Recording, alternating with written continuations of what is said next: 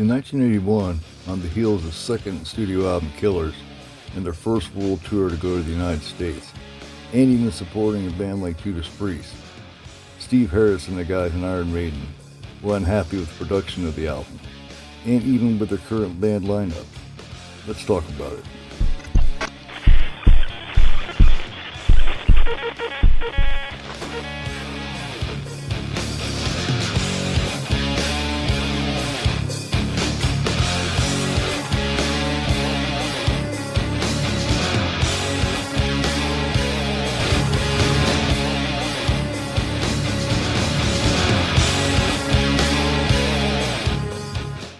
After the release of their second album, Killers, in 1981, and though it reached number 78 on the US Billboard Top 200, Maiden knew that to continue success and get where they knew they wanted to go, they had to make a couple of changes.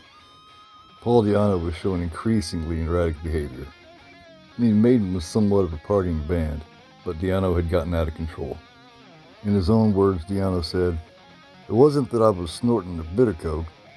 I was doing it non-stop, 24 hours a day, every day. The band was taking off, and I had commitments piling up that went on for months and years. I knew I'd never last till the end of it. It was just too much." So Di'Anno was dismissed following the Killers World Tour.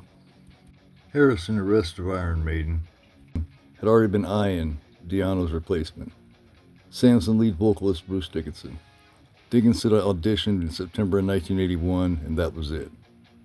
Dickinson led Maiden, finished up some dates in Italy and then in the UK, while also giving the crowd a preview of some new material, like Children of the Damned.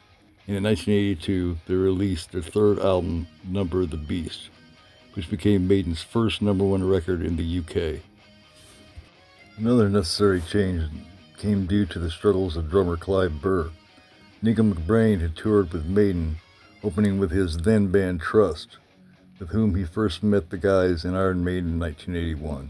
McBrain made his first appearance with Maiden disguised as Eddie on German TV.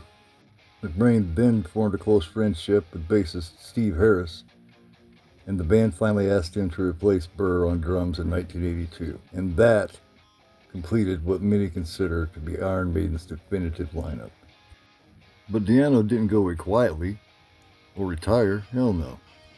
He actually fronted many bands over the years, like Gog Magog, Battle Zone, Killers, Rockefellers, Warhorse, Architects of Chaos, and even in 1990 he recorded a live album called Live at Last with former Iron Maiden fellow member Dennis Stratton, in a band called Praying Mantis.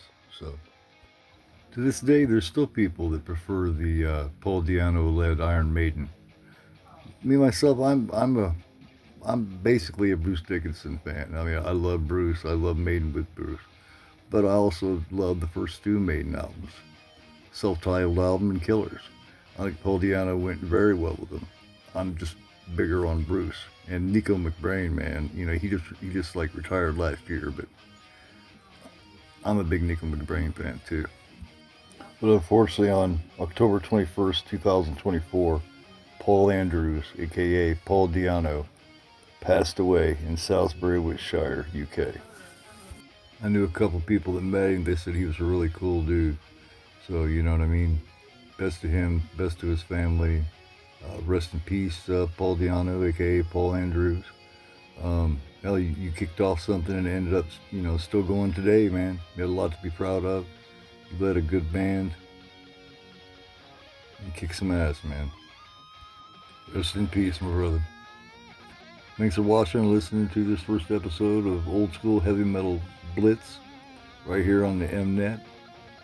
Like, subscribe, do all that good shit, man. Hit ring-a-ding the bell and all that shit, This is GoreAphobe, and I will catch you next time. Don't forget, I am GoreAphobe, and you motherfuckers are not. Slap on some Maiden and jam that shit, man. Both versions.